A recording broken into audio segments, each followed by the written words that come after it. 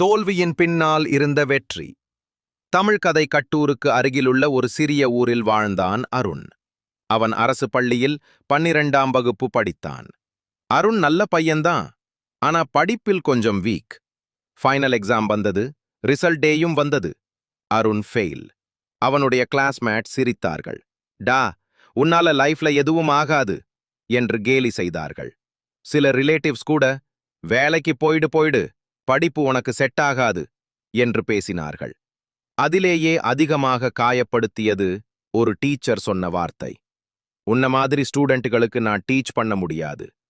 அந்த இரவு அருண் வீட்டின் மேல் மாடியில் அமைதியாக அமர்ந்திருந்தான். மழை பெய்து கொண்டிருந்தது. கண்களில் கண்ணீர்.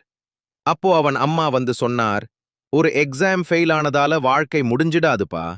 முயற்சி விடுறதுதான் உண்மையான தோல்வி. அந்த வார்த்தை அருணின் வாழ்க்கையை மாற்றியது. அடுத்த நாள் முதல் அவன் தினமும் காலை 5 மணிக்கு எழுந்து படிக்க ஆரம்பித்தான்.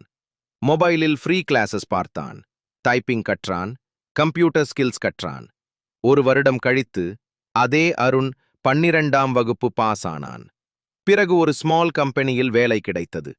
முதல் சேலரி வாங்கிய நாள் அவன் அம்மாவுக்கு புதிய சேலை வாங்கி கொடுத்தான். அந்த நாள் அருணை கேலி செய்தவர்கள் அமைதியாக இருந்தார்கள். அருண் சிரித்துக்கொண்டு சொன்னான், தோல்வி என்னை நிறுத்தவில்லை, அது என்னை ஸ்ட்ராங்கர் ஆக்கியது. கதை சொல்லும் பாடம். வாழ்க்கையில் யாராவது உன்னால முடியாது சொன்னால் அதை ப்ரூவ் செய்வது கோபத்தால் இல்லை, உன் வெற்றியால்.